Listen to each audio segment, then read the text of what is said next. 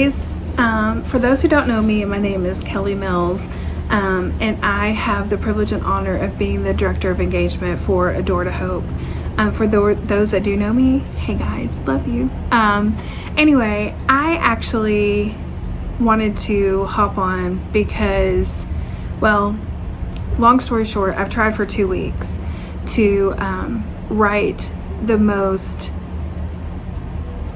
encouraging, compelling, informative newsletter, and it has just been really so hard to find the words to truly share with you all that God is doing and really evoke just all the emotions that we are feeling as A Door to Hope. And so I thought the best way to maybe give you the information was to hop on and do a video. So here you go, bear with me. I know for those of you who know Brent, you would probably much rather be seeing him on the other side of the screen, and in full disclosure, so would I, but the reality is I did not plan on doing this, and so I just pray that you hear my heart. But I want to just share with you really quickly just something. Well, first I want to say thank you to every one of you who take the time to read the newsletter, to open our emails, to check our social media, to support this ministry financially or emotionally by like texting us, sending us emails, giving us a phone call, volunteering for this ministry, going on trips with us. The list is so long, but to all of you who have been a part of this ministry in any shape, form, or fashion, I just want to say thank you. We honestly could not do what we do without you, and it is many of you that truly spur us on every week to continue to do what we feel God has called us to do. And so I just wanted to say, first and foremost, from the bottom of my heart, thank you, because without you, honestly, we would not be here. So thank you for that. And I also just wanted to give you some updates and just tell you some things that are going on. A lot of it is really exciting. Some of it is things that we need to be in prayer about. But I just wanted to share with you, first and foremost, what God is doing in Haiti. And I want to ask y'all to pray. I know that it's easy to sometimes to forget to pray for Haiti or even know how to pray for Haiti, because in full disclosure, it seems so much overwhelming of the needs and the things that they need there. But the reality is they need the Lord, and they need food, they need the gospel, they need our love and support. And so so I just ask you that you would pray for Haiti. But the cool thing is since March of 2020, we started a food distribution program in March of 2020 when the pandemic happened. And since March of 2020, we have fed 200 plus families every month. And as of August 2022, y'all, we have been able to provide over 1 million meals. I'm going to say that again because it blew my mind when we figured this out. But since March of 2020, as of August 2022, we have been able to provide over 1 million meals to over 200 families in the Fauché and La Saline area. Y'all, this is unbelievable. And the only way that this could have happened is, one, because of God, and two, because of you guys who give and support this ministry. Because I'm telling you, with 3 of us on staff, there's no way that could have happened. And so I just have to give God the glory for the miracle that He provided in truly feeding the multitudes. And so we're so grateful and so humbled and so thankful to Him and to you, for those of you who've been a part of that ministry and helping with that. In full disclosure, we had to call Arnold in September and tell him that we didn't have the full amount of funds in that account to feed all the families. We would send what we could so he could feed what he could, and we didn't know if this program was going to be able to continue. And by God's grace, again, we have a wonderful family that is truly they are part of the Adore to Hope family and are just such a blessing to us. And they had given just a wonderful gift a few months ago to help start the building fund for the church we want to build in Haiti. And so we've had that money sitting there waiting until the time was right to start that building program. And so when we had to tell Arnold that we weren't sure how long it was going to be able to continue, he actually called Brent and said to Brent, he said, "Pastor, as much as I know how great it would be to have a permanent building," he said, "it is more important that we feed the people. The people are starving. So instead of using that money for a building, could we use the money to feed the people?" To tell you we shed tears that day would be an understatement. But we immediately called the family that gave, and without hesitation, they said absolutely yes. And so because of them, we were able to feed all 200 plus families in September. We're able to feed families in October, and I think there's partial funds left to do some feeding in November. And so we're just so grateful for that. But y'all, this is where we need help. Like, we need you to come alongside of us and help continue to feed the people. The most wonderful thing about this is we're not just meeting their physical needs, but we're also getting to provide for their spiritual needs. Every week we are getting updates that people are giving their life to Christ. Voodoo priests are walking away from voodooism and turning their life to Christ. And that is largely because they came to the church to receive food. So y'all, we know that God is using that physical food to truly meet the spiritual needs of these people. And so that is our biggest thing. That is why we do not want to let it go. We do not take it lightly, this task that he put on our hearts 2 years ago. And so we just ask that you would rally with us and that you would consider giving and being a part of our food distribution program.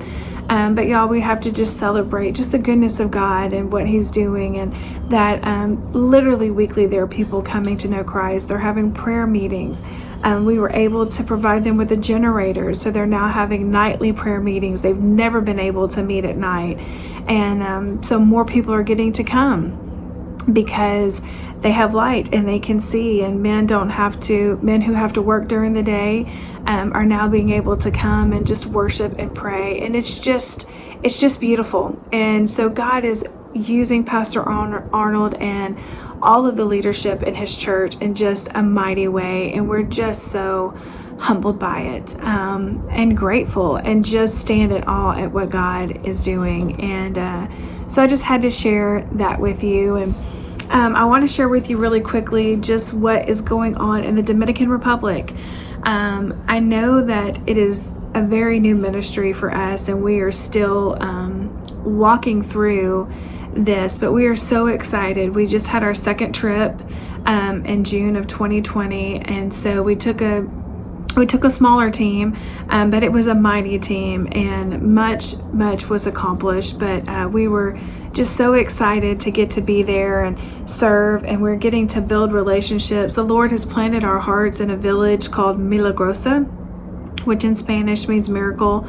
Brent and I had no idea that that's what it meant until after we came to each other separately and said, "I feel like this is where God is telling us to be."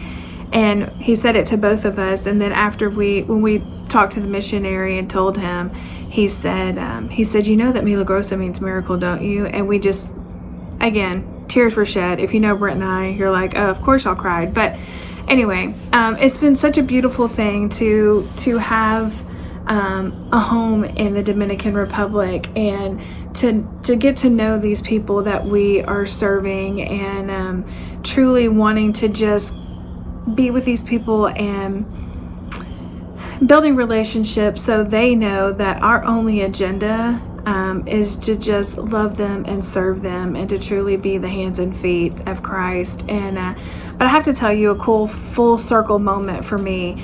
When we went to the Dominican Republic on our first trip in July of 2021, I was outside helping with a vacation Bible school, and as I was helping with the kids making salvation bracelets, I look over and 3 older gentlemen had come in from working in the sugarcane fields, and they stopped at the fence, and they just were watching these kids just play games, have fun, make salvation bracelets, hear the gospel, and just the sheer ruggedness of how they looked, but the joy they had on their face watching the kids, it just overwhelmed me. And so I walked over to the 3 of them and asked if I could take their picture, and they at first said no, but if you know anything about me, I kind of like, am relentless when I really want something. And so they finally reluctantly said yes, and I have to tell you, it's one of the most favorite pictures I have ever seen or taken